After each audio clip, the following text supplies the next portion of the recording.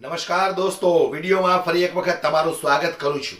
અમારી YouTube ચેનલમાં જો તમે નવા હો તો અમારી YouTube ચેનલને સબસ્ક્રાઇબ કરીને બેલ આઇકન પ્રેસ કરી દેજો, જેથી કરીને અમારા દરેક વિડીયો તમારા સુધી પહોંચે। અને અમારા જે સબસ્ક્રાઇબરો છે એમને પણ કહું, જો તમે બેલ પ્રેસ ન કર્યો હોય તો સબસ્ક્રાઇબરની બાજુમાં જે ઘંટડી છે એને એક વખત દબાવી દેજો, કારણ કે ઘણા બધાની કોમેન્ટ્સો મારા ઉપર આવે છે કે ભાવેશભાઈ તમારા વિડીયો કેમ આવતા નથી। વિડીયો અમે રોજ નાખીએ છીએ, અમારા સબસ્ક્રાઇબરો સુધી અમારા વિડીયો પહોંચતા જ રહે છે, પણ જેને ન પહોંચતા હોય એ બેલ આઇકન પ્રેસ કરી દેજો અને અમારા દરેક વિડીયો તમારા સુધી પહોંચે તો અમારા વિડીયોને લાઇક શેર જરૂરથી કરજો, જેથી કરીને દરેક લોકો સુધી પહોંચે। આજે મારે વાત કરવી છે ગાંધીનગરની અંદર ફરી એક વખત ટીટ ટાટને લઈને જે વિદ્યાર્થીઓ, જે શિક્ષકો ફરી એક વખત શિક્ષણ મંત્રીને રજૂઆત કરવા માટે પહોંચ્યા છે, ત્યારે આ બેશરમ શિક્ષણ મંત્રીને નાક કાન જેવું કંઈ છે નહીં, શરમ જેવી જાત કાંઈ છે નહીં। આના પહેલા પણ જે રીતે શિક્ષણ મંત્રીની ધુલાઈ કરી હતી અને જે રીતે લોકો ભેગા થયા હતા, તો પણ આ શિક્ષણ મંત્રીના આ પેટનું પાણી નથી હેલ્યું।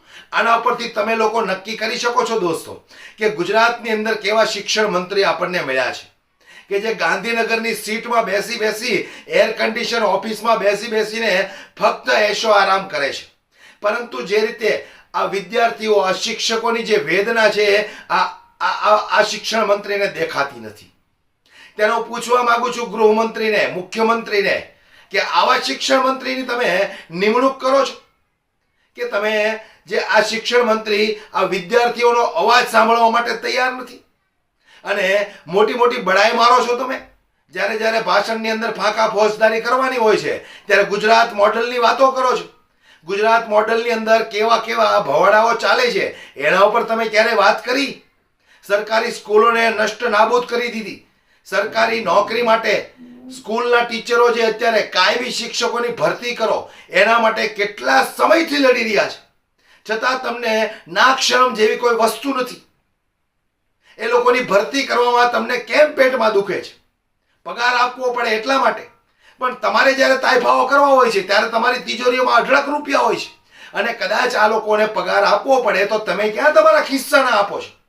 જનતા પાસેથી જ ઉઘરાવો છો અને પછી જ આ લોકોનો પગાર કરો છો, તો તમને પેટમાં કેમ દુખે છે મને એ નથી સમજાતું। જે રીતે ફરી એક વખત આ લોકો ભેગા થયા અને પોલીસે આ લોકોને ડિટેઇન કર્યા છે, કેવી શર્મનાક ઘટના છે દોસ્તો। એ ઘટના ઉપર એક તમે નજર નાખો।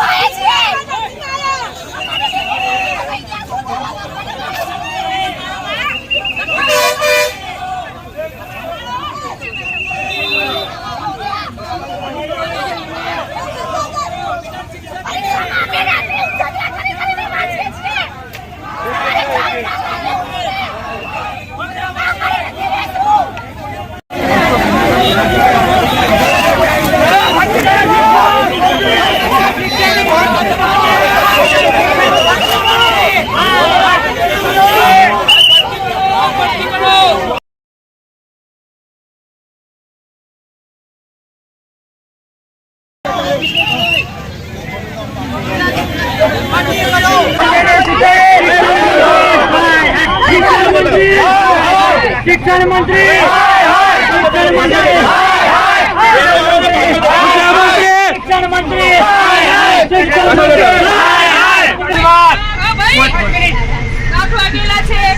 માથું દુખે છે ખેંચી ખેંચી.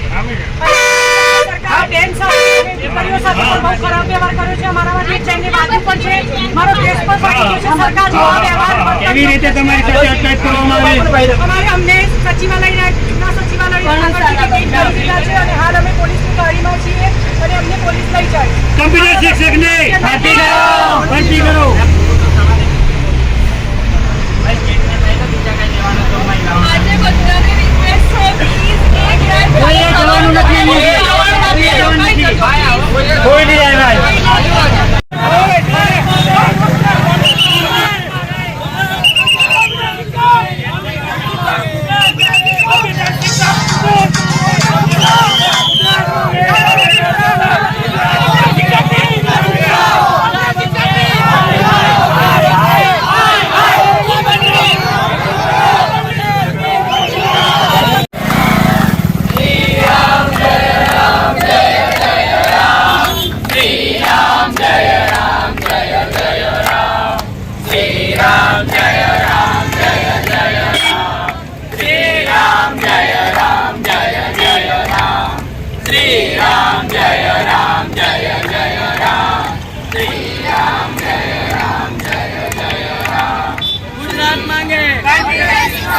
આના મંત્રી સાહેબ બદલાઈ જાય.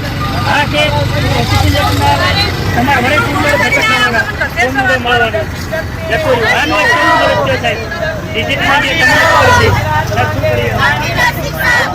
હા, પણ નહીં સાહેબ. ગુજરાત માંગે ગુજરાત માંગે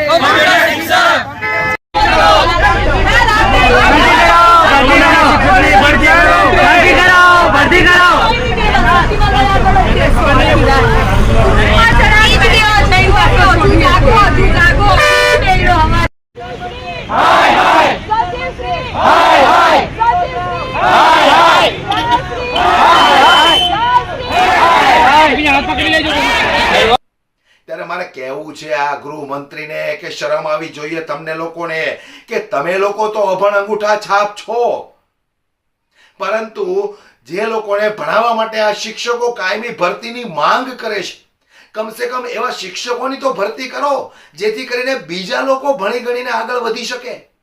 ભારતીય જનતા પાર્ટીની અંદર જેટલા અભણ અંગૂઠા છાપ નેતાઓ છે એ લોકો ક્યારેય આ શિક્ષકોની વેદના નહીં સમજી શકે. એ લોકો એવું ઈચ્છે છે કે ગુજરાતની અંદર કોઈ ભણી ગણીને આગળ ન જવો જોઈએ.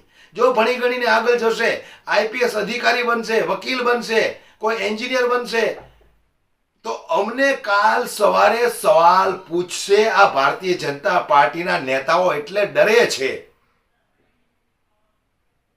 શું વખાણ કરવા મારે શિક્ષણ મંત્રીના, મુખ્યમંત્રીના, ગૃહમંત્રીના? શરમ આવી જોઈએ તમને લોકોને કે આ લોકો આટલા સમયથી કાયમી શિક્ષકની ભરતીની માંગણી કરી રહ્યા છે, તમે એ પણ નથી કરી શકતા. કયા મોઢે તમે જનતાની સામે ભાષણ દેવા માટે આવો છો? અને જનતાને હું પણ કહેવા માંગુ છું કે કયા મોઢે તમે આ લોકોને માન સન્માનથી બોલાવો છો? રિબિન કાપવાની હોય તો બોલાવો ભાજપનો નેતા, બોલાવો ભાજપનો ફલાણો નેતા. શરમ આવી જોઈએ તમને લોકોને. આના કરતા તો તમારા એરિયાના કોઈ ટીચર, શિક્ષક પાસે તમે રિબિન કપાવો ને તો તમારું માન સન્માન ઓર વધી જશે. આ લોકોએ તો શું કર્યું છે? 30 વર્ષથી ભ્રષ્ટાચાર સિવાય કશું નથી કર્યું, અને એવા લોકોને તમે રિબિન કાપવા માટે બોલાવો છો. શરમ આવી જોઈએ. હું તમને પણ લોકોને કહું છું, દરેક જનતા જાગૃત બનો. આ તમારા મારા બાળકોના ભવિષ્યનો સવાલ છે. આ લોકોના દીકરા દીકરીઓ તો એશો આરામની જિંદગી જીવે છે, વેલ સેટ થઈ ગયા છે, સારી સારી સ્કૂલોમાં ભણે છે. તમારા બાળકોનો વિચાર કરો, તમારા પરિવારનો વિચાર કરો. ફક્ત ને ફક્ત આવા નેતાઓની ગુલામી ન કરો. વિડીયો ખૂબ શેર કરો, દરેક લોકો સુધી પહોંચાડો. વધુમાં વધુ લોકો જાગૃત બનાવવા જોઈએ અને 2027માં આ કમલને ઉખાડીને ફેંકવાનું છે દોસ્તો. વિડીયો ખૂબ શેર કરો, દરેક લોકો સુધી પહોંચાડો.